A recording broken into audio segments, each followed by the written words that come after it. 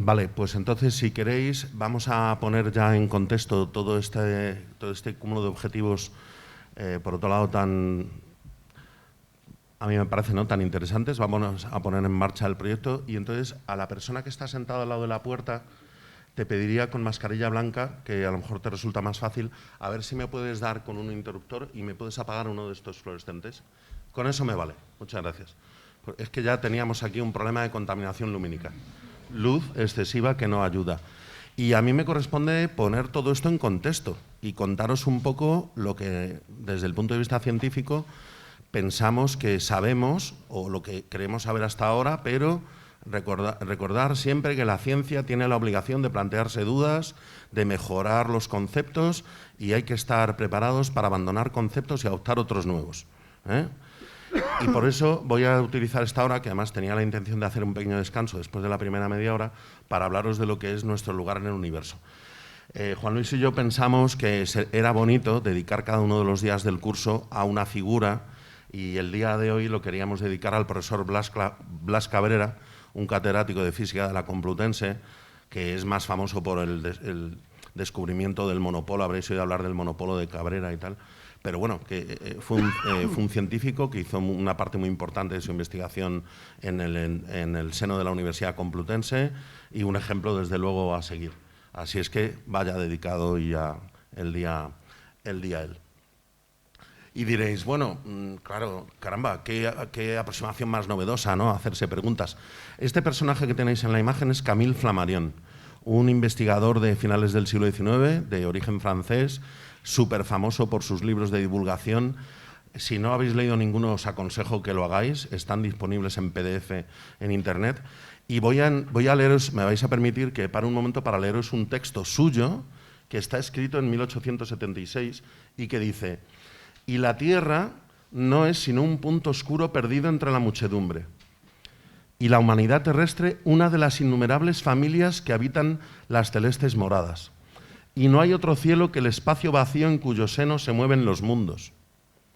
Y por consiguiente, nosotros nos hallamos actualmente en el cielo, tan completamente como si habitáramos en Júpiter o en Sirio, una estrella.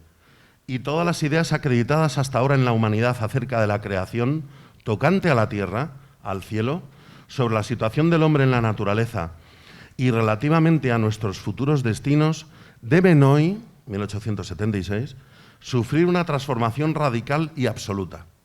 El sol de la astronomía brilla sobre nuestras cabezas. Lo pone con admiración. La noche ha concluido. Nació ya el día para nosotros. Fijaros qué forma de pensar, que podríamos decir, tan moderna. O sea, qué cantidad de preguntas plantea, qué cantidad de interrogantes deja abiertos, qué visión más, digamos, más abierta de la posición del ser humano en el universo. Si es que dice, nos hallamos actualmente en el cielo. Piensa innumerables familias que habitan las celestes moradas. La verdad es que me pareció fantástico la primera vez que encontré este texto. Y es sobre todo porque nosotros vivimos un espectáculo del universo, que es el cielo. Somos, como dijo Juan Luis, observadores pasivos. La ciencia del cosmos no es una ciencia normal porque somos observadores pasivos. Esperar un momentito, que está un pelín alto. Y no olvidéis que ese cielo está ahí y ha estado siempre para nosotros. Esto es una imagen alegórica. Esto se corresponde con un hipotético momento de hace aproximadamente unos 70.000 años. Estamos en Pinilla del Valle. Y este señor posiblemente fuera familiar de un personaje que el viernes por la tarde ya será como un familiar vuestro, que es la niña de Pinilla del Valle. Y este señor está asistiendo a un fenómeno celeste. ¿Veis? Que de repente le ha llamado la atención que en el cielo ha aparecido una estrella roja, con un rojo muy fuerte, que no la tenían en cuenta sus antepasados. Sus familiares, los personajes de su tribu nunca le habían hablado de ella. Una estrella que por un motivo, y que ahora actualmente la denominamos la estrella de Scholz. Es una estrella que actualmente está a 22 años luz, pero que debido a su movimiento relativo en la galaxia, por el hecho de que estamos en un enjambre de 200.000 millones de estrellas, pertenecemos a un sistema que es la Vía Láctea. Esta estrella pasó a medio año luz de la Tierra, en algún momento de hace 70.000 años, y llamó la atención de estos seres humanos, porque los neandertales eran humanos. ¿Tendría ese tamaño? Ese brillo, sí, aunque hay una cierta incertidumbre. Pero estas estrellas, aunque intrínsecamente son poco luminosas, sufren variaciones muy importantes por la física que tiene lugar en ellas. Y entonces, durante unas semanas, seguramente alcanzó un brillo y que la hacía ser uno de los objetos más brillantes de todo el cielo. Y yo estoy convencido que estas personas sentían la misma admiración y la misma curiosidad. Las personas nos mueve la curiosidad. Y ese es el anhelo que tenemos por aprender más. Me parece muy evocador porque contacta directamente con qué decir, si esto lo decimos de hace 70.000 años, qué decir del Homo sapiens sapiens, de nosotros mismos, en la época, por ejemplo, de Altamira. Esa persona que fue capaz de crear esa obra de arte histórica, prácticamente única en el mundo. Bueno, pues sabemos, en la constelación del Cisne hay una nebulosa que es el resultado de una explosión de supernova que tuvo lugar aproximadamente hace 14.000 años, que es la fecha que se le atribuye al techo de polícromos de Altamira. Es una especulación total pensar que el autor de Altamira vio la supernova, pero su gente sí, sus antecesores o sus predecesores o sus descendientes de nuevo debieron verse atraídos por un fenómeno astronómico de este estilo. Y por hacer otra vez un guiño multidisciplinar aquí a nuestro experto en paleontología humana, que sepáis que en el año 1054, a primeros de septiembre, hubo de nuevo una supernova que explotó y que se vio al lado de la Luna, como esa imagen que estáis viendo ahí, que debió de verse desde el momento en el que se ponía el Sol por el horizonte y que, según unos cuantos cálculos sencillos que he hecho, debió estar visible sobre el cielo de la península, de la meseta española, hasta aproximadamente las 3 de la mañana. Vale, esto no tendría... Bueno, además es un objeto cuyo remanente conocemos, es la nebulosa del Cangrejo, la conoceréis. Y además, fijaros ahí abajo a la derecha, porque los indios Anasazi lo pintaron, el fenómeno. Vale, pero es que resulta que no es una fecha cualquiera, porque en Atapuerca tuvo lugar la batalla de Atapuerca, en la que los reinos cristianos se enfrentaron entre ellos, fue el rey de Navarra el que murió en la batalla, y las crónicas de aquella época nos dicen que los navarros guardaron respetos a su rey fallecido, muerto en la batalla, durante toda la noche posterior a la batalla. Me encanta la idea de pensar que estas personas estuvieron viendo la supernova. A lo mejor les llovió y se nubló, pues la tuvieron que ver al día siguiente. El firmamento no entiende de experimentos. Si estás ahí para verlo, lo ves, y si no, te lo pierdes. Pero el firmamento, desde luego, ha marcado desde siempre toda la historia de la humanidad, ha motivado nuestra curiosidad, y tanto ocurrió en las épocas remotas, como ha ocurrido en el pasado reciente, y como debería estar ocurriendo actualmente. Por eso es tan grave el problema de la contaminación lumínica, porque nos priva de una belleza natural que es el firmamento. Y además nos priva de una manera gratuita. No es realmente necesario ocultarnos el cielo con iluminación artificial. El concepto de nuestro lugar en el universo viene de muy antiguo. Los grandes filósofos griegos ya se preocupaban por ello. Esto es algo que surge del ser humano de manera natural. Y de hecho, por ejemplo, tanto Pitágoras como Aristóteles ya hablaban de una esfera de las estrellas fijas. Por ejemplo, Aristóteles hablaba de un mundo sublunar, donde estaban los 4 elementos, etcétera, y un mundo supralunar. Y en ese mundo supralunar estarían las estrellas fijas. Por supuesto que no tenían idea de la distancia a la que estaban. Pero, por ejemplo, tan pronto como en el siglo II, aparece un personaje llamado Ptolomeo que hace una tarea muy de científicos, que es catalogar, anotar. Y Ptolomeo hace una obra que es bastante compleja, la verdad, que se llama el Almagesto, en el que recoge por primera vez un catálogo de 1022 estrellas fijas, con sus posiciones, etcétera, etcétera. Y ya con una serie de argumentos trigonométricos expone por primera vez una idea de que esa de esfera de las estrellas fijas, que es bastante inmutable, que parece que está más allá del Sol, de la Luna, de los planetas, tiene que estar muy lejos. Es un primer concepto de que el cosmos en el que estamos debe ser algo muy grande, ¿de acuerdo? De hecho, estas preguntas y este tipo de razonamientos lo encontramos a lo largo de toda la Edad Media, en el mundo. Por ejemplo, Alfargani, a finales del siglo IX, se atreve a hablar de que si bien la distancia Tierra-Sol es muy grande, del orden de 4 millones de millas, las estrellas fijas deben estar a una distancia muy grande, del orden de 65 millones de millas. El número en sí está equivocado, pero el concepto es correcto, y es que están muy lejos, inalcanzables para el ser humano. Y la historia de la astronomía ha seguido por estos caminos, intentando responder a este tipo de preguntas. Por ejemplo, Azofi, a finales del siglo X, un astrónomo que vivió en Persia, habla, por ejemplo, empieza a hacer unos esquemas de las constelaciones súper chulos, que veis ahí a la izquierda un ejemplo, y, por ejemplo, habla de que en la constelación de Andrómeda hay una nubecilla, lo menciona como una pequeña nube. Acordaros de esta idea porque esto es la gran nebulosa de Andrómeda, que va a aparecer luego en la charla otra vez. Para Azofi era una nebulosa, un objeto nebuloso. Pensar que la esfera de estrellas eran estrellas. Las estrellas en el cielo se ven como puntuales. Entonces, un objeto nebuloso llama la atención. ¿Y qué hace Azofi? Lo registra. Es fundamental tomar registros. Ahora hacemos investigaciones basadas en registros hechos por investigadores de los siglos pasados que ellos jamás hubieran imaginado. Bueno, pues Azofi publica su libro de estrellas fijas en el año 964 y ahora ya viene otro gran personaje, porque sí, en España también se ha dado la ciencia muy buena y se sigue dando. Por ejemplo, Alfonso X el Sabio, año 1252.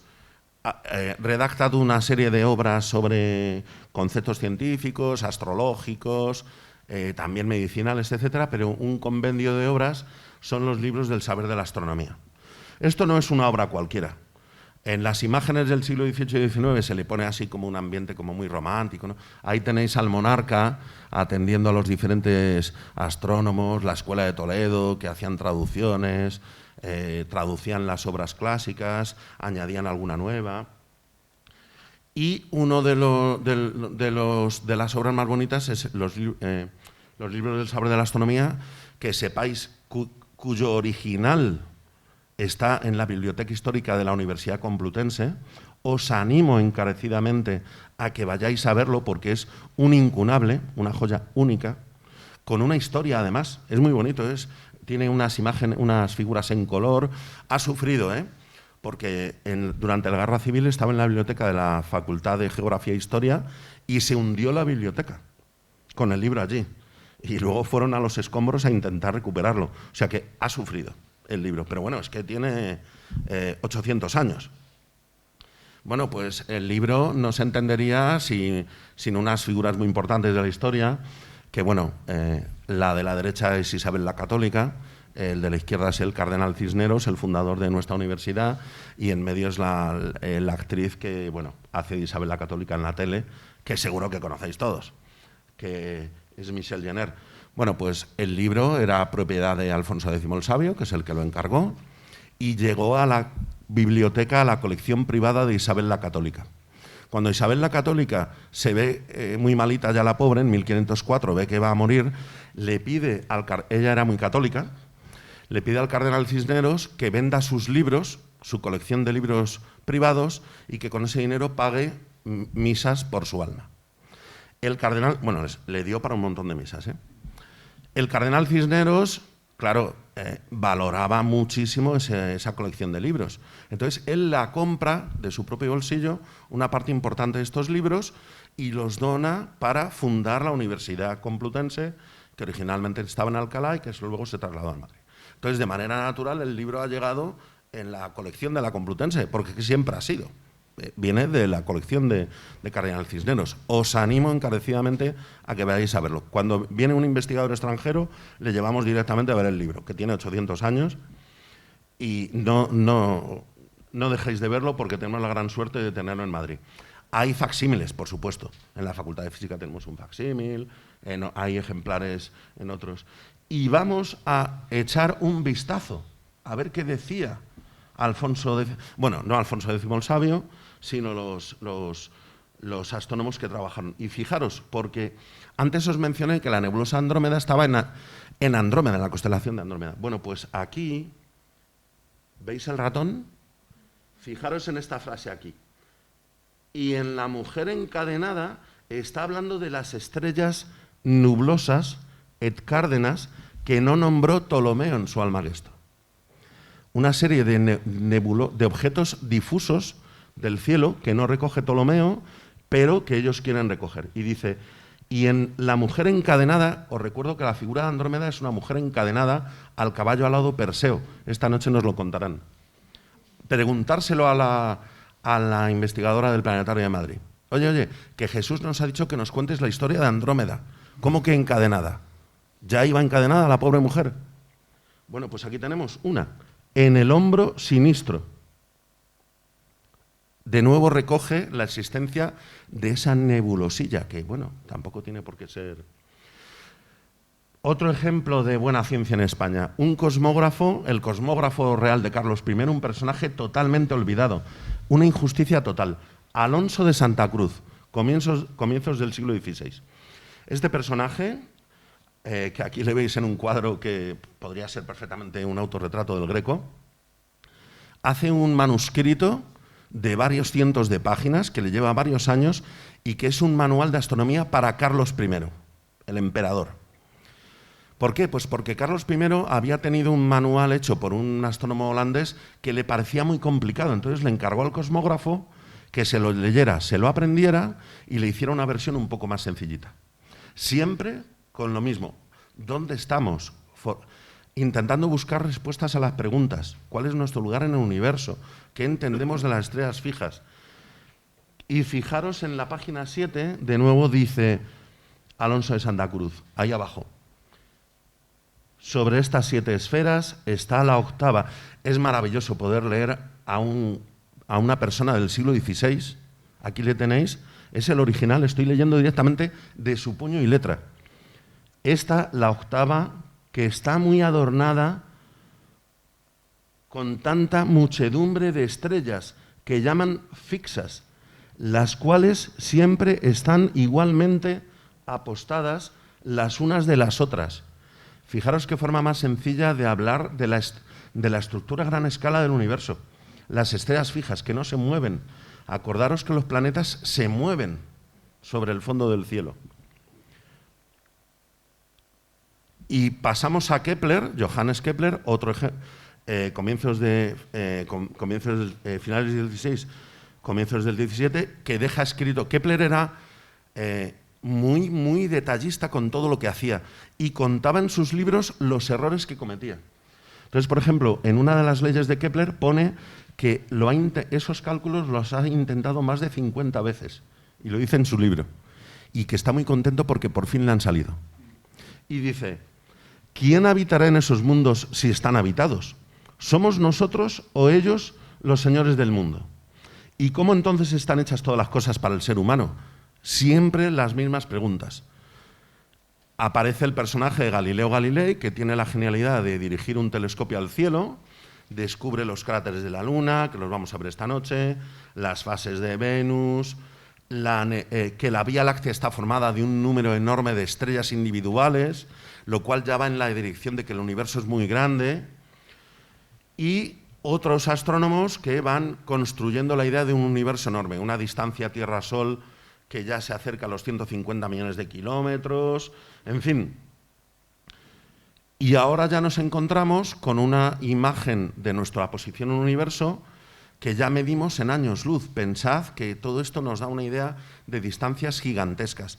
La luz se mueve a 300.000 kilómetros por segundo y en un año es capaz de recorrer 9.000 billones de kilómetros. Abandonemos los kilómetros. En la astronomía esto no vale. Tomemos, por ejemplo, la distancia Tierra-Sol, que son 150 millones de kilómetros. Bueno, pues Un año luz son 200.000 unidades astronómicas, 200.000 veces la distancia Tierra-Sol. No me vale. Hay que seguir con unidades más grandes, como por ejemplo el año luz. Bueno, pues el Sol está a 8 minutos luz. ¿Qué nos quiere decir eso? Que si una deidad caprichosa, ahora durante nuestra clase, chascara el dedo y hiciera desaparecer el Sol, yo podría seguir hablándoos durante la clase 8 minutos más.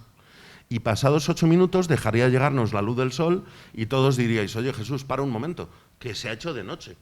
Oye, mirar por la ventana, que es que el Sol ha desaparecido. Bueno, hombre, 8 minutos, bueno, vale, no me va a dar tiempo a contaros mucho. Pero es que la estrella más cercana, aparte del Sol, está a 4 años luz. Podríamos hacer, Juan Luis y yo, 4 años seguidos el curso y la estrella seguiría estando ahí, cuando en realidad ya no existe. O sea que mucho cuidadito, porque la información que nos llega del universo es, como decía Juan Luis, una especie de historia del universo. Y, por ejemplo, la nebulosa de Andrómeda, que os comenté antes, que ahora sabemos que es una galaxia, está a 2,5 millones de años luz. Es decir, que si una civilización caprichosa que viviera allí en la galaxia Andrómeda hubiera evaporizado la galaxia entera, podríamos seguir haciendo el curso durante 2,5 millones de años. Que no nos seguiría llegando luz. Entonces, claro, todos siempre me preguntan la misma pregunta de siempre. Bueno, y entonces ahora mismo, ¿cuál es el aspecto de la galaxia Andrómeda? No lo sé, ni idea. ¿Ha desaparecido? No lo sé. ¿Esos objetos que vemos lejanos en el universo siguen existiendo? Pues no lo sé. ¿Qué queréis que os diga? Hombre, la galaxia nuestra ha seguido existiendo. Pues aquellos seguramente habrán seguido existiendo, pero no lo sabemos. Pensar que cuando hablamos de los objetos más remotos, que os los pongo ahí abajo a la derecha, son 90.000 millones de años luz. Otra pregunta, si el universo tiene 13.700 millones de años de edad, ¿por qué estamos a una distancia de 90.000 millones de años luz? Eso es porque el universo se ha expandido a una velocidad mayor en el pasado de lo que hace ahora, ¿vale? Entonces esos objetos están más lejos de lo que les correspondería con una expansión uniforme. Bueno, pues esa nebulosa Andrómeda durante siglos no se supo cuál era su naturaleza. Los investigadores no podían hacer otra cosa que recolectar imágenes ejemplares. Tú eres el entomólogo de una expedición que va a dar la vuelta al mundo y recoges ejemplares y los calificas por su forma. ¿Tiene alas? Sí, los pongo en esta caja. ¿Tiene patas? No, los pongo en esta otra caja. Con las galaxias se han hecho siempre igual. ¿Tiene brazos espirales? Los pongo en esta caja. ¿No tiene espirales? Los pongo en esta otra caja. Sin tener una idea de la naturaleza de los objetos. Pero a comienzos del siglo XX, la comunidad... ¿Sabía Herschel antes? Sí, Herschel ha aparecido por ahí, sí, sí. Diles para que vayan al Real Observatorio a ver el... Ah, qué bueno. Sí, señor, Jones, tienes toda la razón. Bueno, este señor es un lord inglés que era el dueño de este telescopio de aquí, abajo a la derecha, que luego esta noche, por favor, preguntarme por la supernova de la Baronesa. A ver qué hizo la Baronesa para que se le pusiera su nombre. Bueno, ya os lo digo, fue a una observación nocturna y aquí el Lord le dijo, bueno, Baronesa, por favor, es como si a la ministra, ¿no? Esta ministra que está hoy aquí en los cursos, le decimos, hombre, por favor, ministra, mire por el telescopio, usted la primera. Y la Baronesa dijo, uy, ¿esto es Andrómeda? Sí, tiene un punto muy brillante. El profesor dijo, bueno, la Baronesa no se entera. ¿Qué punto brillante ni qué nada? Andrómeda no tiene ningún punto brillante. La Baronesa acababa de descubrir una supernova en la galaxia de Andrómeda. Tuvo esa suerte. Explotó la supernova horas antes y fue la primera del mundo en verla. Bueno, pues este tipo de telescopios, este es especialmente chulo. Tenéis uno exactamente igual en el Observatorio de Madrid, al final de la Cuesta del Moyano, en el Retiro. Es un museo fantástico, se puede ver los sábados por la mañana. Dime. Muy buena pregunta. Solamente a simple vista, 2 o 3 semanas. Con los telescopios actuales, varios meses. O sea que los soldados del rey de Navarra pudieron volver perfectamente de Navarra y decir, oye, que hemos visto una... No hay duda, el rey era un santo. Cuando murió apareció una estrella. Y los de Pamplona les dirían, venga ya, hombre, a verla. Pues no. Pero la supernova está recogida por los Anasazi, por los astrónomos chinos, no hay ninguna duda. Existía realmente. Aprovecho esto para decir que me podéis interrumpir cuando queráis, ¿eh? Levantar la mano, que cuanta más interacción hagamos, mejor. Bueno, pues a comienzos del siglo XX hay un auténtico debate en la ciencia sobre la naturaleza de las nebulosas tipo Andrómeda. ¿Esa nebulosa era parte de nuestra galaxia, de un único sistema que dominaba todo el mundo, todo el cosmos, o era un sistema aparte, independiente, y por lo tanto el cosmos estaba lleno de esos universos isla? La Vía Láctea por un lado, Andrómeda por otro. Bueno, pues tuvo lugar un gran debate, no lo televisaron, pero casi, fueron los medios de comunicación y tal. Yo además sospecho que Albert Einstein estaba entre el auditorio, y aquí estaban los dos personajes. Herbert Curtis, defensor de que Andrómeda era otra galaxia y por lo tanto el universo estaba lleno de galaxias, otro paso en la dirección del pequeño papel que tenemos en el universo. Harlow Shapley pensaba que vivíamos en una única y gran galaxia. Os cuento otra anécdota. Curtis era un profesor de griego que se dedicaba a dar clases de griego. ¿Os podéis imaginar qué fenómeno puntual de origen natural ocurrió en su vida que le llevó a abandonar la enseñanza del griego y meterse a astrónomo? Un eclipse total de sol. Asistió a un eclipse total de sol en su estado de origen y dijo, bueno, esto es la bomba. ¿Podéis levantar la mano, por favor, los que hayan visto un eclipse total? Pero total, total, total. Cuéntanos. Primero vamos a empezar por aquí, por la... Sí, sí. Nada, 2 frases. ¿Dónde estabas? Era chaval, estaba en San Sebastián, sería 1960 quizás. ¿Total? ¿Se hizo de noche? Sí. ¿De noche total? Se encendieron las luces de las calles. Fantástico. Prendía a las 4 de la tarde, en un día espléndido, un poquito raro en San Sebastián también, hay que decirlo, pues se hizo noche total. ¿Y te acuerdas del fenómeno? Sí, perfectamente. Se hizo noche absoluta. Muchas gracias. Me llamó la atención los faros de los coches, el alumbrado público, etc. Duró 3 minutos, 2 minutos. Sí, exacto. Otro Herbert Curtis. ¿Por había allí también otra persona que había levantado la mano? ¿De suéter blanco? Sí.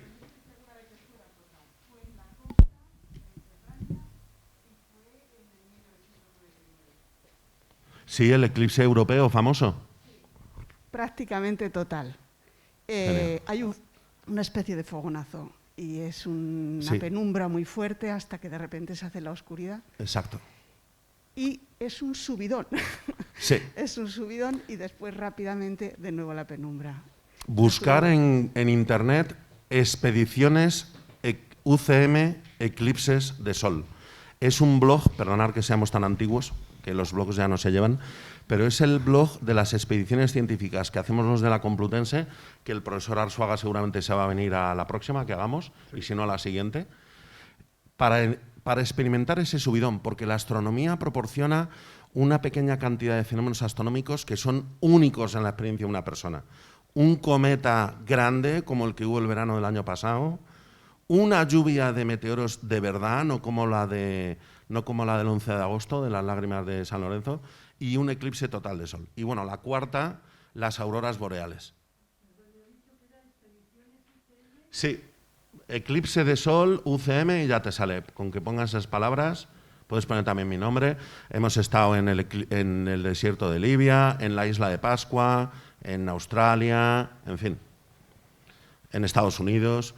Bueno, pues Herbert Curtis, nuestro personaje, abandonó las enseñanzas del griego y quedó en empate la cosa hasta que por fin Edwin Hubble observa la nebulosa de Andrómeda otra vez y encuentra allí un tipo de variables, de estrellas variables, que le dan una idea de la distancia y que le pone la nebulosa Andrómeda a más de 500.000 años luz. Obviamente era un sistema que no pertenecía a nuestra propia galaxia y de repente la nebulosa Andrómeda se convierte en un sistema de 200.000 millones de estrellas, cada uno que puede tener sus sistemas solares, sus habitantes, lo que sea.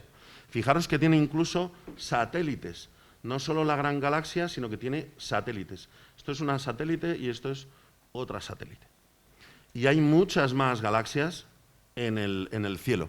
Miles, cientos de miles, millones de galaxias.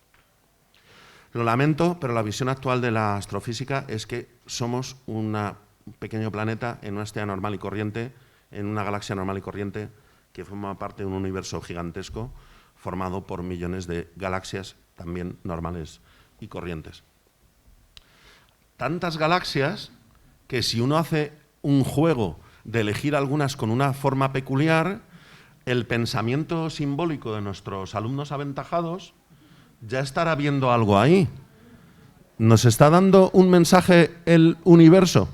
El creador del cosmos ha formado unas galaxias que si yo las junto, para los que no lo veáis todavía, y pone de Madrid al cielo. Son galaxias reales. No están juntas, evidentemente, formando palabras. Eso lo las he juntado yo.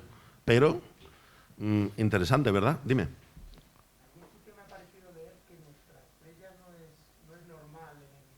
Uy, pobrecilla, ¿por qué? Ah, vale, que lo más frecuente es lo normal. Bueno, tiene razón. Las más comunes son como la estrella de Solf que vieron los neandertales de Pinilla del Valle. Enanas rojas. Hay muchas más. Por cada estrella tipo Sol hay a lo mejor cientos de enanas rojas. Sí, pero es totalmente normal el Sol. Muy estable, pobrecilla. Una vida normalucha, no explota. Le quedan otros 4.000 millones de años. Aprovecho para intervenir porque normalmente se dice, es muy curioso que la especie humana haya aparecido al final del tiempo. Yo digo, no, hacia la mitad, porque nos faltan 4.000 millones todavía de años hasta que explote el Sol. O sea que hemos aparecido hacia la mitad. A que nos parece que la especie humana apareció al final. Ya es casualidad, dicen algunos, que hemos surgido al final. No, que falta todavía medio libro. Y tanto, y tanto, y tanto. Ojalá estemos todavía o quien nos suceda. Total, que todas estas investigaciones han permitido estimar distancias a todos estos sistemas y ahora tenemos una imagen muy completa de nuestra posición en el universo porque sabemos más o menos las distancias relativas de nuestra posición dentro de la galaxia y de la posición de la galaxia en el resto del universo. ¿Vale? No tenemos ningún lugar privilegiado. Estas estimaciones de distancias se basan en diferentes métodos, ninguno es infalible, pero todos se complementan y todos son más o menos coherentes. Esto es muy frecuente en la ciencia, ¿vale? Buscar diferentes evidencias, una de ellas por sí misma no es suficiente, la seguimos poniendo en duda, pero cuando todas las evidencias apuntan en la misma dirección es una buena sugerencia para avanzar. Total, que una de las cosas que se empezó a ver rápidamente de todas estas galaxias es que de manera general se alejaban de nosotros. ¿De acuerdo? Esto es lo que se conoce como la ley de Hubble y que ahora llamamos la ley de Hubble-Lemaitre porque había un cosmólogo belga que se llamaba Lemaitre que lo descubrió prácticamente al mismo tiempo que Hubble, solo que hizo su publicación en belga, en flamenco. ¿Lemaitre no que era cura? Sí, señor. Y ahora la Unión Astronómica Internacional ha aprobado oficialmente el renombrar la famosa ley de Hubble añadiendo el nombre de Lemaitre. Bueno, pues, ¿qué nos dice esta ley? La velocidad de recesión de una galaxia es directamente proporcional a su distancia. Cuidado, aquí se utiliza el término velocidad, interpretando el desplazamiento al rojo que observamos en las galaxias como un efecto Doppler. Pero esto no es correcto, ¿eh? Las galaxias no se mueven respecto a nosotros. La interpretación correcta es que las galaxias se ven arrastradas por la expansión del universo. Es decir, el espacio se está expandiendo y arrastra a las galaxias. No se mueven dentro del espacio. No se mueven dentro del espacio, no. Imaginaros dos hormigas en la superficie de un globo. Si hincho el globo, las hormigas se alejan una de la otra, pero no se han movido. Siguen en la superficie del globo. A las galaxias les ocurre lo mismo en el universo. Esto es un error súper frecuente. Tenéis que sacar del error a vuestros amigos, la típica conversación de Nochebuena. Interrumpa porque es que los grandes descubrimientos científicos han tardado tanto en producirse porque son antiintuitivos. La ciencia es antiintuitiva, o sea, los grandes descubrimientos se producen cuando se descubre algo que va en contra del sentido común. Y por eso es difícil de entender, de imaginar, porque va en contra de la experiencia y por eso se ha tardado tanto en descubrirlo. Las cosas que son de sentido común llevan mucho tiempo descubiertas. Los grandes avances son cuando alguien Bueno, es que el encuentra algo universo, que no se puede imaginar. el universo no tiene por qué estar hecho, no tiene por qué ser de manera que a nosotros nos resulte sencillo. De hecho, todo parece que no es así. La escala no está hecha para nosotros. El universo no está pensado para que uno vaya viajando a Andrómeda, porque es que son 2 millones de años luz. O sea, que es que... No, efectivamente. Bueno, pero os voy a poner aquí a una gran cosmóloga que explica muy bien el... Se esconde fundamentalmente por avaricia y ansia de querer abarcar más. Sí, Topanit, si ya tienen bastante, si no se lo van a llevar al otro lado cuando sucubáis. José Mota conoce la física, comprende los conceptos muy correctamente. Y la Blasa dice verdades como puños. Aquí está hablando de la expansión del universo. Y el universo se expande prácticamente por avaricia, por abarcar. O sea, aquí está con Punset. Bueno, cuidado, que ya... Espérate, hombre. Bueno, pues esas galaxias lejanas, etcétera, han ido motivando siempre cada vez mejores instrumentaciones. Los investigadores siempre vamos a querer tener telescopios más grandes, máquinas mejores y aparatos más precisos. Y bueno, os cuento, por ejemplo, que esta es la generación de telescopios de 10 metros. El de abajo a la derecha es el Gran Telescopio Canarias, la joya de la astronomía española, el mayor telescopio del mundo actualmente, en el Observatorio de La Palma. 10 metros de diámetro, de tamaño de objetivo, de espejo, porque los telescopios son superficies colectoras. Sí, sí. Superficies colectoras. Los telescopios están encargados de recoger luz. Es como una palangana gigante que quiere coger agua de lluvia. Y no me preguntes por otra cosa que el tamaño de la palangana. Cuanto más grande, mejor. El telescopio más grande del mundo actualmente, el Gran Telescopio de Canarias, 90% español, 10,4 metros de diámetro. Oye, perdona, ¿funcionan esos telescopios como el espejo retrovisor del coche que hace que veas al coche de detrás? Como el dinosaurio de Parque Jurásico. Prácticamente sí. O sea, luego, evidentemente... O el del baño que te ve los granos.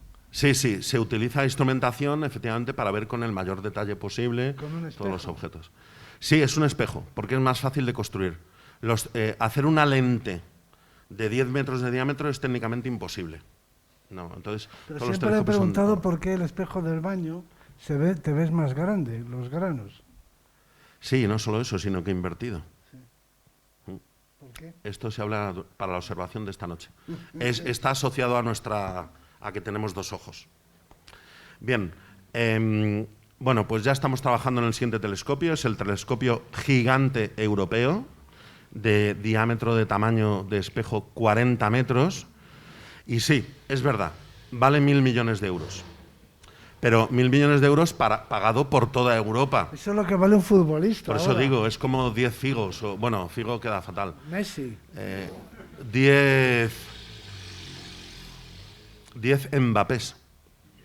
No, Messi cuesta 500 millones. Ah, entonces 2 Messi, ya te digo. Para toda Europa. Hombre, tampoco es tanto. ¿Y cuál es el motivo? Bueno, perdonad, esos telescopios desde luego se hacen porque intentamos llegar lo más lejos posible. Pero el concepto que quiero ahora comentaros es que debido a que nosotros obtenemos toda la información de los objetos celestes a través de la luz que nos llega de ellos, como la luz tiene una velocidad finita, estamos, al fin y al cabo, un telescopio se puede interpretar metafóricamente como si fuera una máquina del tiempo. Porque cuando miro Andrómeda a 2 millones de años luz, la veo tal y como era hace 2 millones de años. Y apuntando a objetos remotos en distancia, voy viendo fases más remotas del universo, momentos más jóvenes del universo. Entonces, si logro ver objetos cada vez más lejanos, estoy viendo objetos cada vez más jóvenes. ¿Cómo es el momento actual de esos objetos tan remotos? No lo sé. Su luz tardará miles de millones de años en llegar a nosotros. Pero es como si un extraterrestre visitara durante solo un día la Tierra y quisiera conocer cómo es la evolución de un ser humano. Haría imágenes de personas con diferentes edades. Eso es lo que hacemos nosotros en el universo. Hacemos imágenes a diferentes distancias y tenemos instantáneas del universo en diferentes épocas, que luego las unimos. Y vosotros hacéis lo mismo. Son fósiles. La historia evolutiva de la vida. La imagen del universo es un fósil. Exacto. Porque es como era. Eso me encanta. Estos son nuestros fósiles astrofísicos. Claro. Sí, señor. Y, como os digo, los telescopios son máquinas del tiempo. Y tenemos la cercanía, como era Altamira, 15.000 años, los dinosaurios, 150 millones de años, la aparición de la vida, y a medida que voy apuntando con telescopios a objetos cada vez más lejanos, voy llegando al momento de la creación de la Tierra en el universo, etcétera, etcétera. Y es por eso, por lo que ahora sabemos más o menos, la edad del universo, etcétera, etcétera. Porque estamos llegando a los objetos más remotos del universo. De hecho, vemos la galaxia más lejana que somos capaces de ver ahora mismo se corresponde con un instante del universo de una edad de unos pocos cientos de millones de años. ¿Vale? ¿Y cuál es el personaje principal de todo esto? El telescopio espacial, que no es el más grande, pero sí es el que ve mejor. Dime.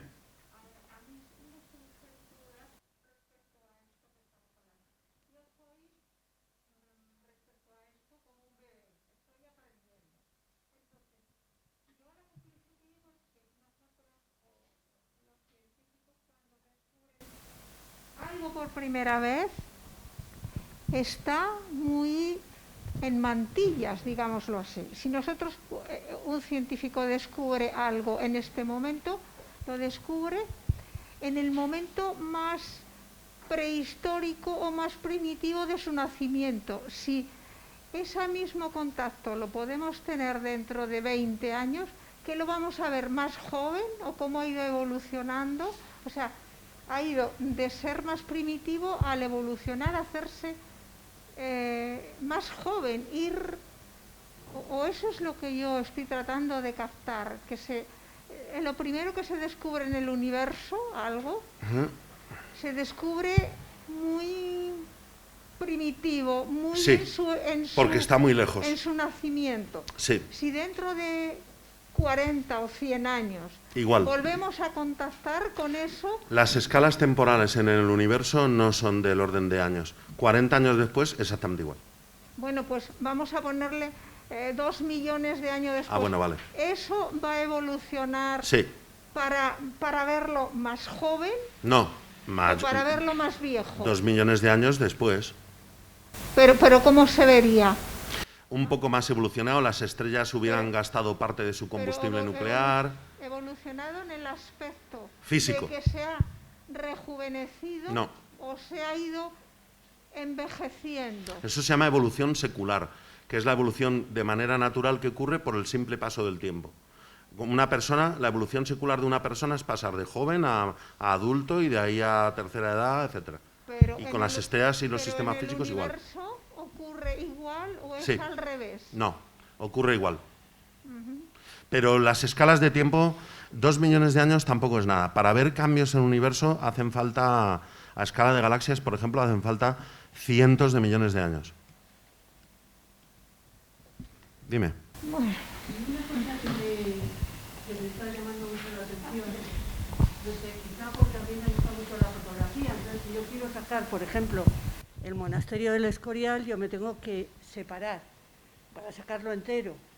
Si me pongo muy cerca, saco pues el Patio de Reyes.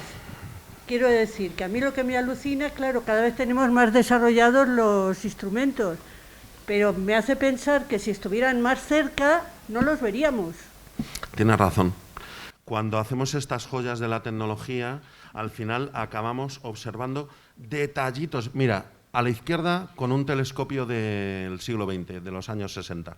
Ves la galaxia entera, la barra, los brazos. El telescopio espacial hace una imagen solo de ese cuadradito que ves ahí a la izquierda y nos enseña todo el detalle que te pongo en la derecha. Pero el telescopio espacial nos proporciona imágenes más nítidas. Sí. Pero porque no se interpone en la atmósfera. Correcto. Correcto. La ventaja principal del telescopio espacial es que está fuera de la atmósfera. De hecho, no recoge más luz que el Gran Telescopio Canarias. Recoge menos, pero con más detalle. pero perdón, siguiendo con lo de la fotografía, más nítidas, pero a la vez más amplias. No, Normalmente, menos amplias. digamos, por la profundidad de campo Sí. típica, al sacar una Sí, foto, sí. si tú Sí. enfocas una cosa, lo de alrededor. Es un problema que tenemos en la investigación. Entonces, ¿aquí cómo lo resuelves eso para verla entera? Pues diseñamos sistemas de observación específicos, si me permites el término fotográfico, de gran angular Sí, claro. y focal corta, muy corta, que son carísimos. Hay ahora uno en marcha que lo está pagando Bill Gates de Microsoft. Que no lo distorsiona. Bueno, es un gran angular, observa mucho cielo a la vez. Pero la tendencia natural de los telescopios súper profesionales y súper grandes es una focal gigantesca y un trocito pequeñito, muy pequeñito del cielo. De hecho, todo lo que sabemos de las galaxias lejanas es de un trocito que es como la 10ª parte del diámetro de la luna llena. Yo me he tirado 20 años trabajando en un trocito del cielo que está hecho con el telescopio espacial y que, mira, cuando lo apunto con detalle, lo veo así, pero cuando lo veo con el telescopio espacial, veo que hay 2000 galaxias en ese trocito. Y me sé prácticamente de memoria cada una de las que hay ahí, pero es un trocito minúsculo. Pero yo creo que esto ocurre en todos los aspectos de la ciencia, ¿Y Juan Luis. qué te aporta, por ejemplo, una de esas galaxias? Pues que cada una, la verdad es que me encantan vuestras preguntas, porque me van dando pie a las diapositivas que os iba a poner. Cada una me da una imagen de un instante diferente del universo. Y entonces voy haciendo rebanadas en el mismo campo. Esto es como si yo ahora quisiera estudiar la longitud de este aula observando los alumnos del curso. Tengo 4 en la primera fila, que los veo grandes y veo detalles en su rostro. Pero, sin embargo, el profesor Dobado, que está allí el último, Antonio, luego cuento contigo para la mesa redonda, ¿eh? Vete preparándote. Está allí a una distancia enorme. Claro, no veo tanto detalle, pero necesito un telescopio muy grande. Él es el pasado. Claro, además al profesor Dobado le veo en el pasado. Las milésimas de segundo que tarda la luz en llegar de él a mí, nanosegundos, bueno, si ahora desapareciera... No es él. No es él. Es un fósil. Pero me sirve para saber que el aula tiene esta dimensión, porque le veo allí. Lo mismo me ocurre con las galaxias. No veo la misma en diferentes etapas, pero hago diferentes instantáneas en diferentes momentos del universo y luego viene la investigación y hace una... Perdona que te interrumpa, pero esa es la diferencia entre estudios transversales y longitudinales. Por ejemplo, cuando estudiamos el crecimiento humano, para los estudios del envejecimiento, por ejemplo. Tú puedes estudiar a una persona desde que nace hasta que muere, que pueden ser 100 años de vida, entonces supera el tiempo de un investigador, o puedes hacer estudios transversales, que es niños de 2 años, niños de 4, no es el mismo niño todo el tiempo, pero en un mismo momento puedes ver todas las etapas de la vida humana. El extraterrestre que viene a la Tierra solo tiene un día y quiere explorar la población humana. Si aterriza en una guardería, pues pobrecillo, se lleva una imagen, todos los humanos son bebés. Yo le recomendaría que viera ejemplares de diferentes edades y tal, y luego ya él científicamente juntará todas esas imágenes y dirá, un momento, es que el bebé que vi esta mañana evoluciona, me da lugar al adulto. Al adolescente, al niño adolescente. Exacto, y eso es lo que hacemos nosotros con las galaxias. ¿Coges el concepto, tú que comentabas antes lo de...? Vale, bueno, como tenemos hasta las 10:30, me vais a permitir que continúe, no voy a hacer parada. Sí, te permitimos. Bueno, pues aquí tenemos las diferentes... Todo, efectivamente, es un estudio longitudinal, como dice el profesor Arzuaga, por la limitación tecnológica que tú comentabas antes de la fotografía. Transversal, porque son lonchas. Longitudinal sería coger una galaxia desde que... Ay, perdona, transversal, claro, hombre, claro. Efectivamente, sí, tienes razón. Estoy haciendo diferentes instantes. Son diferentes galaxias vistas en diferentes instantes. ¿Qué nos dice todo esto? ¿Qué nos dicen los mayores telescopios del mundo? Pues efectivamente, que estamos aproximándonos ya, la siguiente generación de telescopios nos permitirán ver las primeras galaxias que se formaron. ¿De acuerdo? Y todo esto, os voy a enseñar ahora entonces las galaxias más lejanas que creemos conocer. Esta, por ejemplo, que bueno, tiene unos nombres un poco peculiares, la verdad, son nombres de catálogo. A1689, que es la vemos amplificada y deformada por la lente gravitacional que forma un cúmulo de galaxias. Esta otra es Extended Growth Strip en banda Y, objeto 8P7, tiene del 2015, mirad, está ahí marcada con la flecha, son de nuevo nebulosas. Azofi, en el siglo IX, se preguntaba por la naturaleza de un objeto que estaba en el límite de su capacidad observacional. No hemos cambiado tanto. Yo sigo preguntándome sobre la naturaleza del objeto en mi límite de capacidad observacional. Me siento bastante cercano a Azofi y comparto con él las mismas preguntas y las mismas interrogantes. Seguimos siempre con esa necesidad. Pero bueno, ahora sabemos que estos objetos, normalmente las distancias las medimos con el desplazamiento al rojo, este parámetro Z que ponemos aquí, que se mide directamente. Dime. ¿Llegará un momento en el futuro, lo prevés tú, en el que hayamos visto ya todas las galaxias? Sí. El telescopio el gigante de 40 metros, ese va a llegar un momento que va a decir, no veo más galaxias porque ya estoy en un momento tan temprano del universo que no se habían formado. Sí, sí. Al menos a los políticos les estamos vendiendo esa idea. Luego ya... Que no salga de aquí. Sí, sí, no se lo digáis a la ministra que anda por ahí, súper preocupadísima. Del universo no, de ese cachito minúsculo en el que yo... Bueno, ya, pero en teoría. Ah, sí, sí, sí. Sí, sí, sí, perfectamente. No, en mis estudiantes. La gente joven que está aquí acabará investigando en ello. Sí, sí. Sí, sí, claro. Sí. Bueno, mira, en ciencia normalmente aplicamos lo que se llama el principio de Ockham, y es que aceptamos la explicación más sencilla de todas las posibles. Aquí podría haber formas de vida transparentes, pero bueno, Ockham nos dice que lo normal es que asumamos lo más sencillo, que es que no haya formas de vida transparentes. Entonces, nosotros estamos en un universo, ahora está muy de moda una corriente que habla de los multiversos, en el que existirían varios universos al mismo tiempo y tal, pero no tenemos... Han aparecido artículos científicos que suponían la existencia de alguna interacción con otros universos y tal, que no se han confirmado. Otro artículo, por ejemplo, hablaba de que nuestro universo estaría rotando. Es necesario lanzar ideas y los investigadores estamos preparados para rechazarlas, etcétera, etcétera, porque es lo más natural. Y supongo que en evolución lo haréis continuamente. Esta especie tiene este papel en la evolución humana y luego pasa a tener otro y tal. Y es que la investigación va por ahí, es imprescindible que haya preguntas y cuestiones por resolver. O sea, que no nos preocupa, ¿eh? Sí.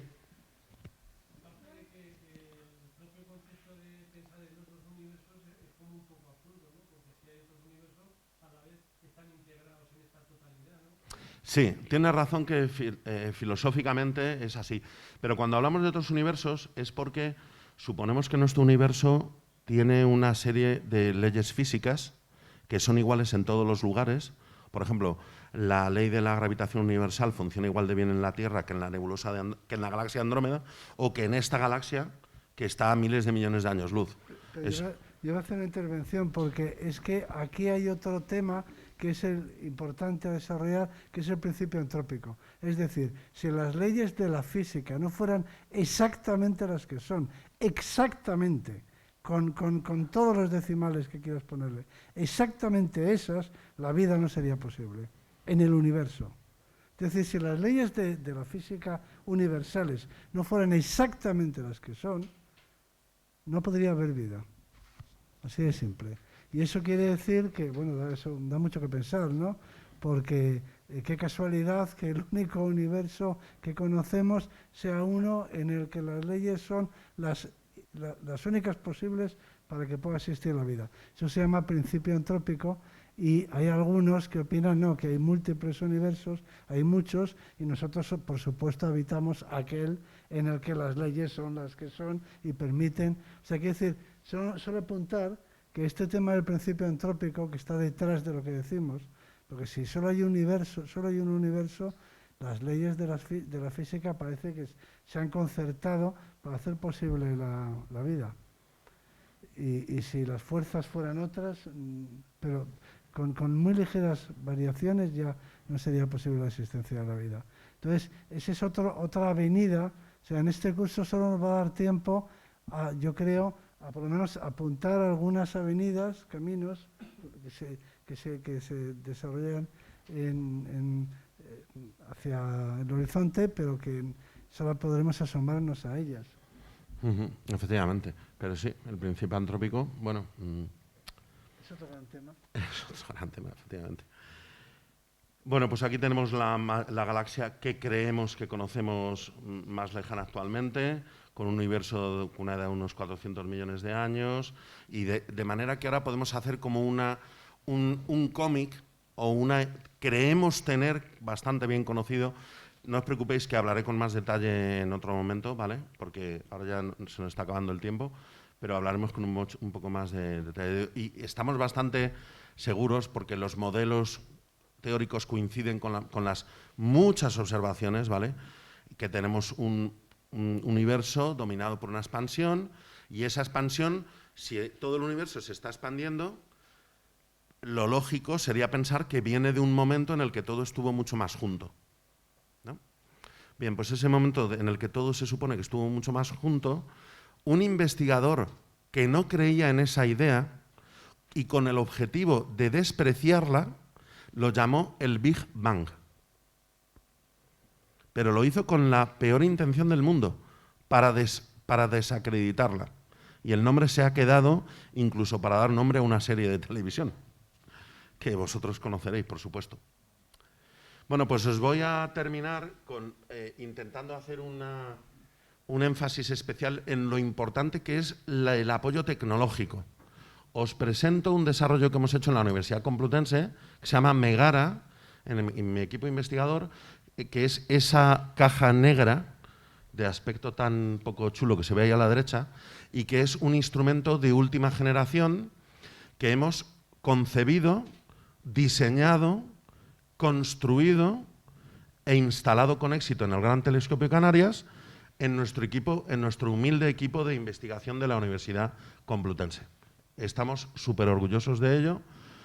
Como diría Miguel Ríos en su famosa canción, lo hicimos porque no sabíamos que era imposible, porque ya os digo que como grupo universitario, tenéis ejemplo en el profesor Arzuaga, es muy difícil hacer investigación por los impedimentos administrativos, que sí, los horarios, no sé qué. Bueno, pues ahí a la izquierda tenéis el Gran Telescopio Canarias, y en este momento hay instalado esa caja de 4 metros de tamaño, que es un instrumento made in Complutense. Y está diseñado específicamente para obtener la mejor información posible de todas estas galaxias remotas e intentar responder a las preguntas que estamos planteando. Entonces, os voy a poner un pequeño vídeo, porque la Megara ha sido toda una aventura que me gustaría compartir un poco con vosotros, y que acabó cuando un sábado por la mañana un camión, en realidad 2 camiones de gran tonelaje, vinieron a la Facultad de Física, con una grúa cargaron las 30 cajas en las que estaba Megara, lo llevaron a Cádiz, en Cádiz lo subieron a un barco, ese barco llegó a la isla de La Palma y la Guardia Civil escoltó a los camiones hasta el observatorio. Luego nosotros nos fuimos para allá, estuvimos un mes, lo montamos y allí se ha quedado nuestro Megara abandonadito en el telescopio, que a veces me gustaría estar allí para taparle con una mantita, que era frío. Pero bueno, porque es mi creación, es nuestro Frankenstein, ¿de acuerdo? Y que está allí para observar el cielo. Pero voy a poneros una peliculita que dura un par de minutos. Si está demasiado fuerte me lo decís y bajamos el nivel, el volumen.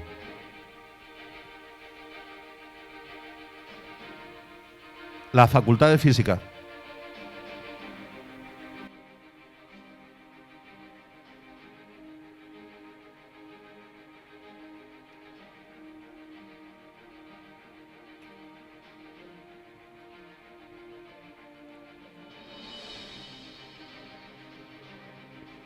Los camiones en Cádiz.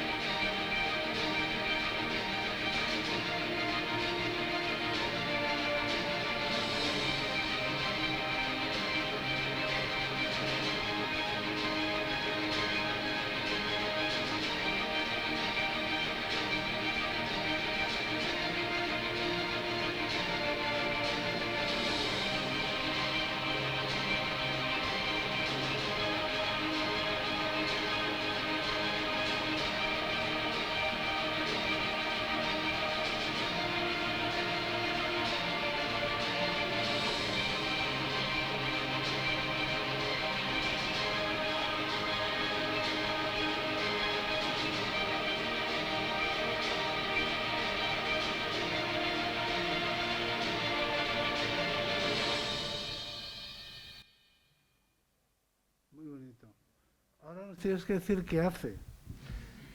Me pone los pelos de punta todavía cuando veo esto, porque veo ahí a todos mis estudiantes de doctorado, etcétera, etcétera. En el año 2010 yo me presenté a dar una charla ante un tribunal internacional proponiendo Megara. Y nos lo aprobaron y han sido 6 millones de euros. ¿Y qué hace Megara? Megara utiliza la capacidad colectora del Gran Telescopio de Canarias para apuntar a esas galaxias más lejanas, analizar su luz y estudiar sus propiedades. Y a partir de ahí sacar consecuencias de nuestro lugar en el universo, etcétera, etcétera. Y mañana en la primera media hora tengo unas diapositivas preparadas específicamente para enseñaros lo que estamos sacando ahora con Megara. Porque es que a ti que te gusta la fotografía, lo que hicimos nosotros con Megara fue diseñar nuestro objetivo ideal, el objetivo de nuestro sueño, lo que siempre nos hubiera gustado tener. Y como no lo podía comprar porque no existía, pues nos pusimos a hacerlo. Bueno, cursillos para trabajar en altura. Sale mucho en el vídeo esos mazos negros porque dentro van 1000 fibras ópticas que trasladan la luz que recoge el telescopio a la plataforma donde se hace el análisis, que es la caja propiamente dicha. Y ya el remate vino en el verano del 2017, cuando el rector de la Complutense, lo que más mi ilusión me hizo fue comprar ese escudo gigante de la Complutense y ponerlo en las cajas. Vino el rector y fue el que hizo la primera luz. Apuntó a un objetillo que le habíamos dicho nosotros y dijo, venga, Megara, toma la primera imagen, que soy el rector y seguro que el cardenal Cisneros estaría orgulloso. ¿Cuánto tiempo desde que se inicia hasta que se vea instalado? ¿Cuánto tiempo? 7 años. Ahora ya estamos haciendo un super Megara para el telescopio gigante, el de 40 metros, y ese hemos empezado en el año 2012 y va a acabar 15 años después, en el 2027. Son proyectos que te llevan toda una vida prácticamente. No, es óptico, trabaja en temperatura ambiente. Si criogenizado quiere decir que si para mejorar la calidad de la detección enfrías una parte o todo el instrumento. Entonces, eso principalmente se hace para trabajar en el infrarrojo cercano, pero esto es en el óptico. Y la idea principal es estudiar todas estas galaxias lejanas. Entonces, ¿cuál es el mensaje? Pues sinceramente, el primer mensaje que queremos daros es que vivimos en un universo gigantesco, somos un planeta que está en torno a una estrella en un sistema de 200.000 millones de estrellas y que ese sistema es un universo isla separado por unas distancias gigantescas de otros universos isla.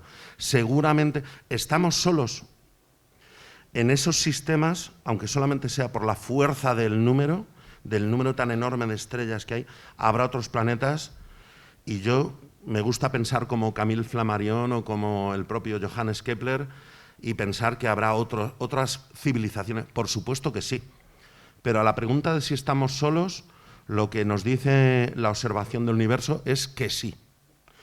Y ellos, pues ellos también están solos. Somos hormigueros intentando contactarse entre Nueva York y Madrid.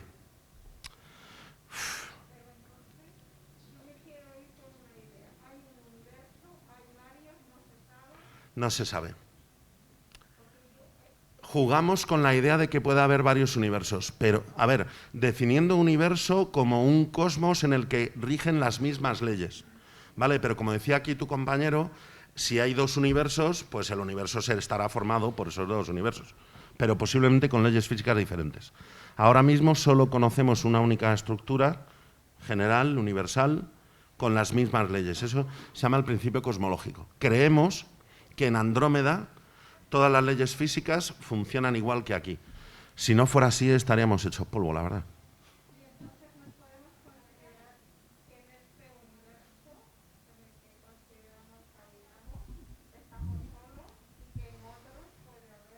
No. Pero un momento, déjame que intervenga, pero es que este es el curso de las preguntas. No tenemos respuestas. Tenemos preguntas. Venimos con preguntas. No venimos con respuestas. Las respuestas están en la Wikipedia. Nosotros lo que aportamos son las preguntas. No es tan fácil encontrar las preguntas en la Wikipedia. Es fácil encontrar las respuestas en los libros, las preguntas no. Nosotros traemos preguntas. No, cuando decía que estamos solos, hablo de este universo. las galaxias. Mira lo que nos decía Edwin Hubble en su libro en 1936, ¿eh?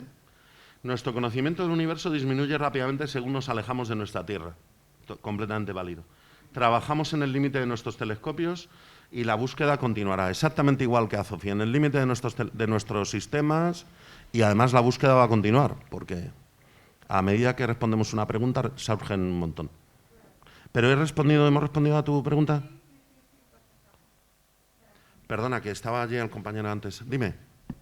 Como es el curso de las preguntas, yo también quiero colaborar al curso, haciendo preguntas, y además quiero hacer, por si acaso se está terminando la charla, y Sí. Porque a mí la pregunta que más me interesa,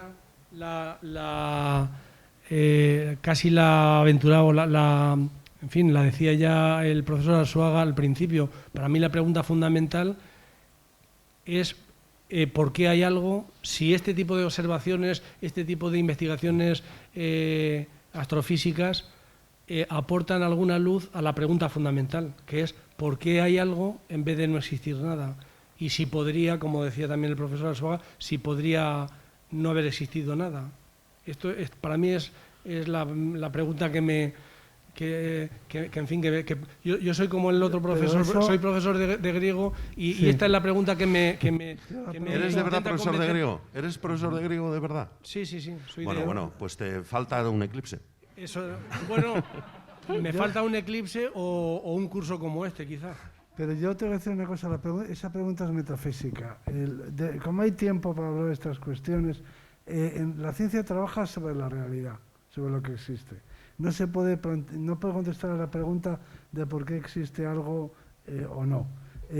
Se parte de una realidad observable, y con esa realidad, y esa realidad es lo que se estudia y se intenta entender cómo funciona el mundo. Es decir, que la ciencia parte de la realidad. La pregunta acerca de por qué existe la realidad es una pregunta muy legítima, pero es metafísica. Otra cosa distinta es que a la pregunta metafísica no se puede contestar sin la física, quiero decir. O la respuesta metafísica a la pregunta no puede ir en contra de la física. Pero la ciencia parte directamente de una realidad que existe y que se intenta comprender. No sé si me explico. La pregunta metafísica está ahí y la responderá o no la metafísica. La respuesta no puede ir en contra de la física, pero va más allá. Quiere decir que no es objeto de estudio directo por parte de la física. De todas formas, yo he estado en una conversación de las que se hacen en Tenerife todos los años, se tratan estas cuestiones, y allí un profesor americano, autor de libros, explicaba que puede aparecer algo de la nada. Esta no es una cuestión que yo conozca, pero puede aparecer algo de la nada porque la nada, según la física cuántica, decía él, es inestable. Aunque nos parezca antiintuitivo, la nada no es una cosa estable, o no necesariamente la nada es estable, sino que la nada es inestable. Y puede surgir algo de la nada. Aquel señor dijo, esos son los límites de la física, ¿no? ¿Es así o no? Sí, correcto. Se supone que el vacío en realidad tiene hay una teoría física que dice que el vacío tiene un contenido energético y que a partir de ahí una inestabilidad te puede crear algo, parejas de cosas cuya suma sigue siendo la nada. Pero bueno, tú puedes ser una parte, si eres una parte de eso que se ha creado, así pudo por ejemplo, surgir el universo. Tengo diapositivas sobre eso que mañana podemos hablar con más detalle, os lo cuento, pero en la mesa redonda de hoy puedes comentarlo, podemos hablar un poco más sobre eso. Me había parecido... Iba a decir que eso está contrastado, se crean pares partículas de partícula, y si se ponen dos placas y tienes suerte y una se mete, las dos placas otra fuera, se crea una fuerza que se puede crear. Decía que estaba contrastado, se pueden crear pares de partícula antipartícula, y si pones unas placas de tal forma que hay suerte, una partícula se mete dentro y otra fuera, se crea una fuerza neta entre las placas que se llama fuerza de Casimir y que se mide con experimentos, es decir, está absolutamente establecido. Solo que es un experimento hecho en la Tierra. Es un experimento pero quiere decir que laboratorio. Sí. No es absurdo o ridículo pensar que de la nada pueda surgir algo, es posible. Bueno, ya, pero entonces ya entramos en la metafísica, ¿no? O sea, esto es importante en relación con la historia de la vida. Y me explico. Darwin, por ejemplo, Darwin hizo sus especulaciones acerca de cómo pudo surgir la vida. Pero Darwin decía, bueno, independientemente de cómo surgía la vida, lo que yo estudio es la evolución. Y la evolución es algo que se produce una vez que ya existe la vida. O sea, yo parto del hecho de que la vida existe, en un momento aparece, en un momento determinado, y lo que yo estudio es lo que le sucede a la vida una vez que surge. O sea que su teoría de la evolución habla de la evolución, no del origen de la vida. Entonces, con el universo puede pasar un poco lo mismo. La ciencia se ocupa de lo que puede ser medido, observable. Es decir, en resumidas cuentas, la ciencia se dedica al estudio de los fenómenos naturales y su explicación por medio de causas naturales. Eso es todo. Entonces ahí... Y un matiz, porque tú preguntabas antes ¿por qué? Muy pocas veces en ciencia se habla de los porqués de las cosas. Casi normalmente nos gusta hablar de que nosotros intentamos identificar el cómo ocurren las cosas. Cómo, basado en unos mecanismos físicos... Ni por qué es ni para qué es. Ni por qué ni para qué, efectivamente. Eso es más metafísico. Había una...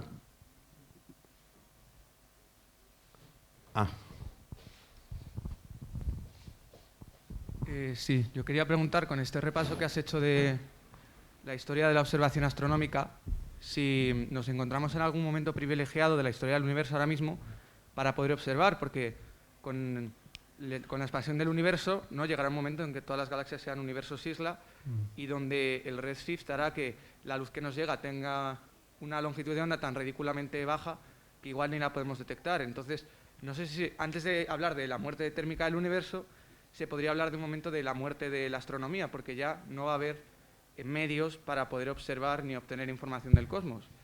A ver, lo que está intentando plantear vuestro compañero es que si asumimos que el universo está en expansión y las galaxias cada vez están alejándose unas de otras porque las arrastra el espacio en su expansión, pues llegará un momento en el que estén tan lejos que ya dejen de ser visibles.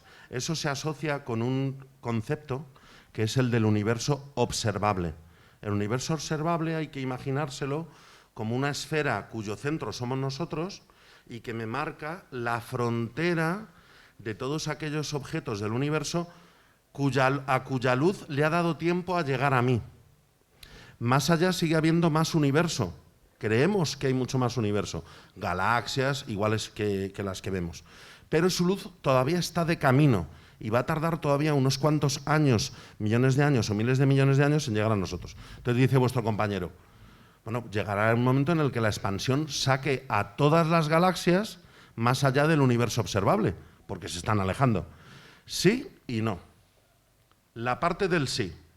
Efectivamente, las galaxias más lejanas, con el paso de los millones de años, irán abandonando el universo observable. Pero la expansión del universo solo domina a partir de una determinada escala que es más allá de los cúmulos de galaxias.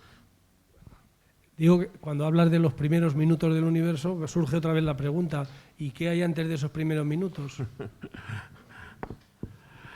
o no hay respuesta, como dice... No hay respuesta. Es que además, antes, es que tú, a ver, somos esclavos de las palabras. Y, por ejemplo, tú estás preguntando qué hubo antes. Antes es un concepto que lleva asociado la flecha del tiempo, la evolución temporal. Y en esos momentos del universo, bueno, no sabemos muy bien, vamos, que ni idea. Pero no había tiempo. Claro, es que siempre respondemos que yo, por ejemplo, cuando di charlas de divulgación en el planetario, digo, no te preocupes por esa pregunta, porque el tiempo no existía. Esa pobre persona se va a su casa diciendo, ¿pero qué me ha dicho este tío? Me ha colado una. Pues sí. Tú, sí. Oye, que la charla empieza a las 12. Bueno, pero está aquí al lado. Claro, claro. Ya la clase oficialmente ha terminado. Si queréis ir yendo al baño o lo que sea...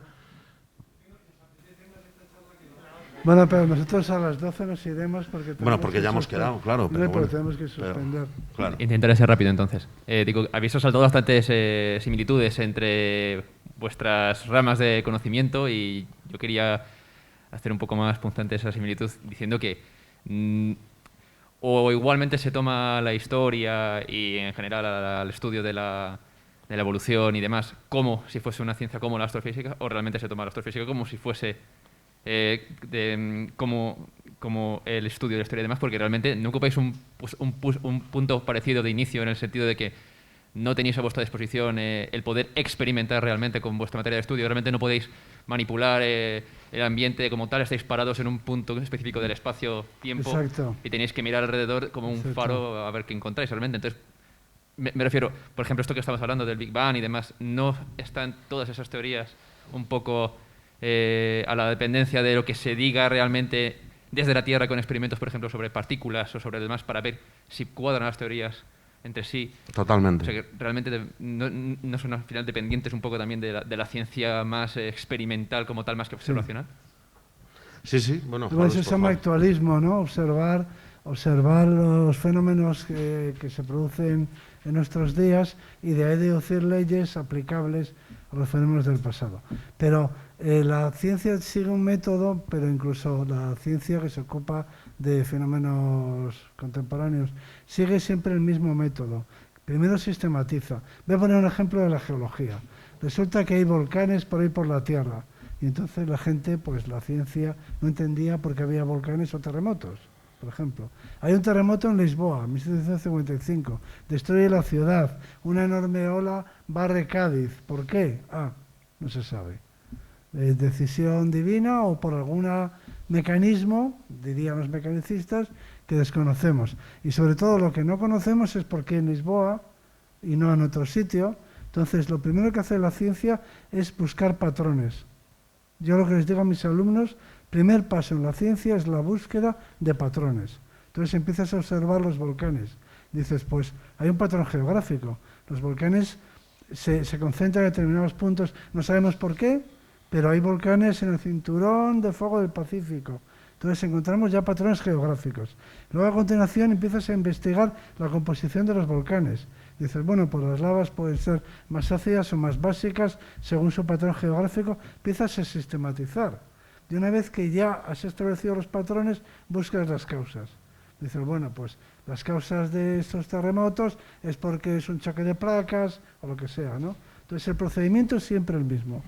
Y eso es lo bueno que tiene la ciencia, que en realidad, a mí cuando me dicen, ¿usted cómo, por qué se ha puesto a excavar no sé, en Atapuerca o en Pinilla? Yo digo, es que es exactamente el mismo procedimiento que sigue un biólogo molecular o un astrofísico. Empiezas con una observación que te parece interesante, miras a ver si eso va bien, si no es productiva la abandonas, si empiezas a tener resultados, pues insistes y entonces te vas metiendo más. Es decir, explorando, tanteando. Entonces, lo bueno que tiene el método científico es que es siempre el mismo, siempre exactamente igual. Y eso es lo que queremos traer a este curso, que tenemos un método común.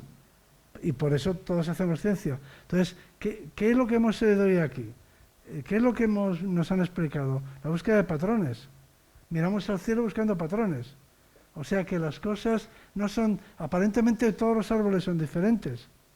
Parece que lo que predomina en la naturaleza, lo que observamos, es que todo es singular, todo es único. Pero luego empezamos a ver que hay patrones en las especies vegetales, por ejemplo, o dentro del mismo bosque, buscamos patrones. Entonces, ¿qué hizo la astronomía? Buscar patrones. Es una exploración como la geografía.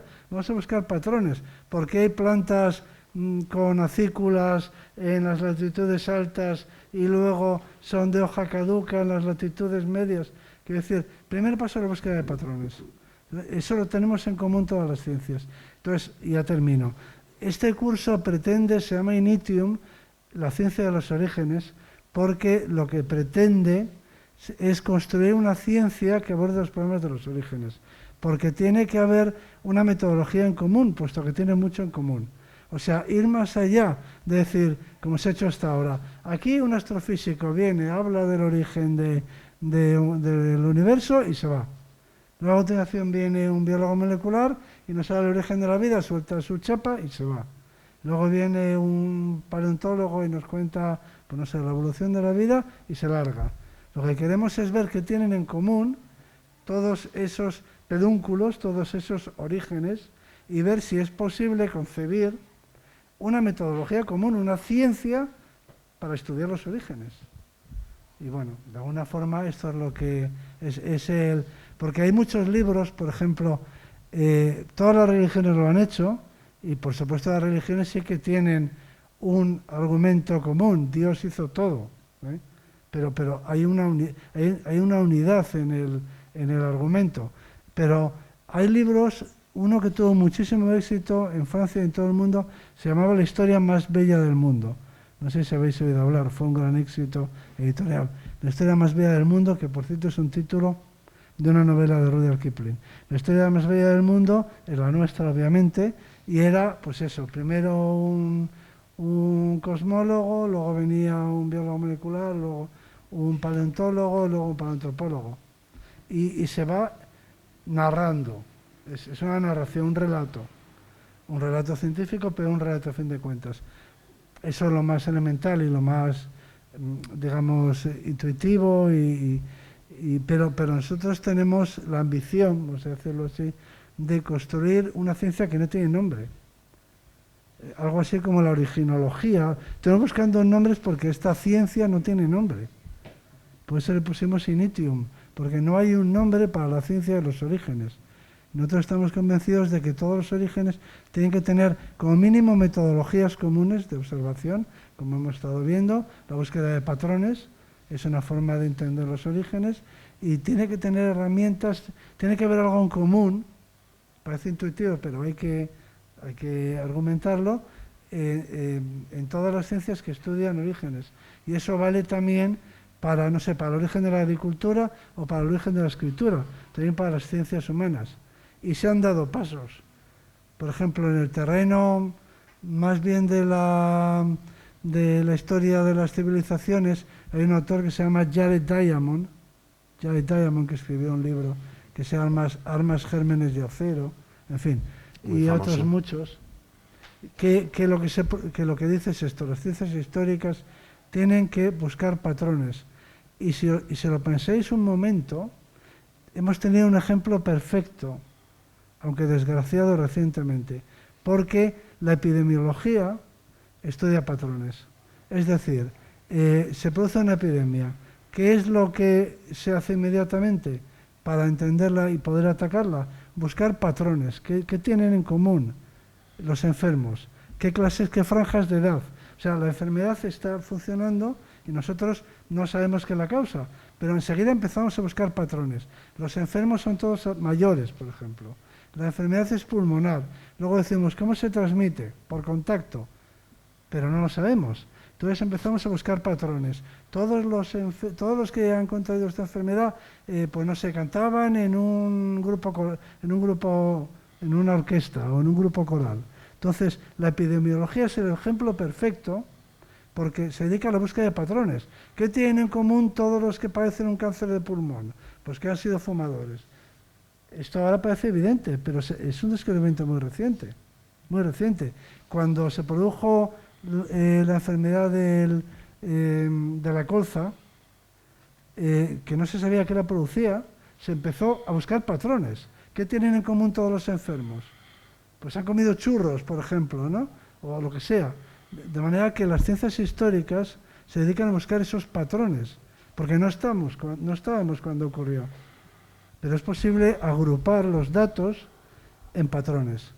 O sea, en esencia, la búsqueda de patrones, como hacen los epidemiólogos, es el método, por simplificar, que utilizamos en las ciencias históricas. Tiene que haber patrones. Tú observas el firmamento y dices, aquí tiene que haber patrones. Y una vez que entiendo los patrones, pues podré... Entonces, un patrón es que todas las estrellas o todas las galaxias, o como se diga, experimentan ese corrimiento del rojo. Eso es un patrón común. Entonces dices, esto debe de significar algo. O sea que, contestando a la pregunta, ¿qué tienen en común, así prima facies, para empezar a hablar? Todas las ciencias históricas, pues que se dedican a la búsqueda de patrones. Así funciona. ¿Nos vamos? Una última pregunta. Si existiera la pregunta de si estamos solos en el universo o no, puede ser que a lo mejor no estemos buscando, no sepa por nuestras limitaciones, ¿no? Si existiera ahora actualmente una civilización idéntica a la nuestra en algún lugar del universo, ¿cómo de lejos tendrían que estar para que mutuamente nos detectáramos? Porque a lo mejor es que no tenemos una esfera muy grande en la que mirar y a lo mejor está lleno, pero lo suficientemente lejos como para que no las detectemos, ¿no? Sí. Se ha calculado esa distancia que irá creciendo con el paso de la tecnología, irá creciendo y a lo mejor pues... La aproximación más sencilla es pensar que la primera señal que puede llegar de la existencia de nuestra civilización a otras civilizaciones son las emisiones radio que hemos empezado a generar, que se empezó a generar en los años 30. Y uno de los países pioneros en este aspecto era la Alemania de los años 30. Entonces, hay siempre un guiño que a los científicos a nivel divulgativo... Que retransmitieron las Olimpiadas de Berlín. Claro, a nivel divulgativo lo que nos mola, ¿no? Contar que lo primero que recibiría una civilización extraterrestre es Adolf Hitler inaugurando las Olimpiadas de Berlín. Y luego... Pero tú fíjate cómo ha cambiado la cosa. Y para concluir y dar pie a lo que vamos a comentar en los próximos días. Siempre decíamos, ¿por qué? La paradoja de Fermi, de la que hablaremos. ¿Por qué no han venido todavía ellos, ¿no? O sea, los extraterrestres, los ETs. Entonces, ahora mismo, por ejemplo, nadie piensa en que vengan ellos. En todo caso, sus robots. O sea, no tiene sentido que vengan los ETs. Pueden mandar un robot en una cápsula así de pequeña, miniaturizado. Ahora mismo es más fácil viajar por el espacio, puesto que ya no necesitamos una persona o un ET metido dentro de la cápsula durante años de viaje. Ahora podemos, sí, claro, cada vez es más pequeño. En un chip puede haber muchísima información. O sea, ¿por qué no han llegado sus sondas? Esa sería la pregunta. Y luego, asociada a esa pregunta, viene otra, que trataremos de abordar el próximo día, es, si vienen sus robots, ¿cómo sabremos que no son ellos? ¿Cómo distinguiremos entre los robots y la especie biológica? Es decir, esas civilizaciones del futuro habrán desarrollado robots que serán indistinguibles de un ser humano o de un ET. O sea que... Bueno, si son indistinguibles no son robots, ¿no? Pero esa es la pregunta, ¿no? Si vienen ellos, ¿cómo sabremos si son ellos o sus robots? Porque sus robots seguramente serán tan parecidos a ellos o mejores que al final no sabremos si son ellos o sus robots. Pues esas son ya las preguntas. Aquí me parece que nos dicen que deberíamos ir terminando. Por darte una idea, hemos llegado como a 90 años luz, pero a mí me gusta nada. A mí me gusta siempre poner siempre este ejemplo, que ahora mismo a lo mejor hay 2 hormigas en el Parque del Retiro, en la boca de un hormiguero, y una le está diciendo a la otra, ¿por qué no ha venido nadie? Pero pues aquí estamos, 2 hormigas diciendo, ¿por qué no ha venido nadie? Pero hay un método. ¿Has leído Cita con Rama? Sí. Hay un método, y es un planeta artificial que viaja por el espacio. Un cilindro. No, bueno, cilindro da igual, pero que no va a ningún sitio, en el que se suceden las generaciones, da igual. Puede llevar 100 millones de años viajando, no tiene prisa, porque no va a ningún sitio. Simplemente viven dentro de él. Está vagando. Cita con Rama. Es una de las respuestas a cómo podría una civilización remota llegar hasta aquí. Porque estamos pensando en que llegan hasta aquí porque se han dirigido, porque vienen hacia aquí. Pero imagínate un planeta artificial que no va a ningún sitio, simplemente está ahí en el espacio. Pues puede venir a los 10 millones de años, Cita con Rama. Es la respuesta.